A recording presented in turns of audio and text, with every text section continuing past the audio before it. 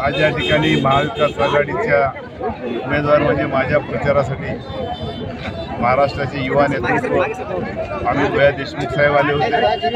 आज त्यांनी जनतेला संपूर्ण या ठिकाणी मार्गदर्शन केलं आणि जनतेला त्यांनी सांगितलं की महाविकास आघाडी सरकार आल्यानंतर जे त्यांनी वचननामा त्या ठिकाणी जाहीरनामा प्रसिद्ध केला त्याविषयी आम्ही आमचं सरकार आल्यानंतर जनतेसाठी काय करणार आहोत हे त्यांनी त्या ठिकाणी आपल्या मार्गदर्शनात सांगितलं। आणि महायुती सरकारने किती दिशाभूल केली जनतेची, किती भ्रष्टाचार फोफावला हे त्या ठिकाणी त्यांनी जनतेला।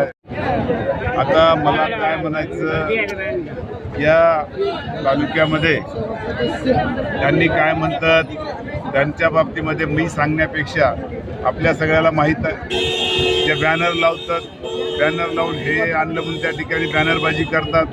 ज्या ज्या गोष्टी त्या ठिकाणी म्हणले लोक जनता म्हणते की कुठं कुठं म्हणजे दवाखान्याला कुठं आहे आम्हाला तर काही दिसला नाही, कुठं काय त्याचं हे नाही, फक्त पण जाहिरातबाजी करायची आणि खोटं बोलायचं, रेटून बोलायचं हेच त्यांचा धंदा होता।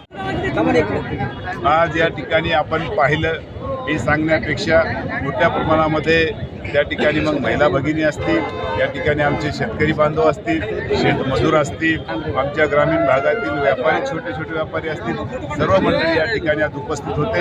आणि त्याच्या माध्यमातून उपस्थितीच्या माध्यमातून आपण त्यात पाहू शकता की आज जनतेचा विश्वास त्या ठिकाणी आमच्यावर।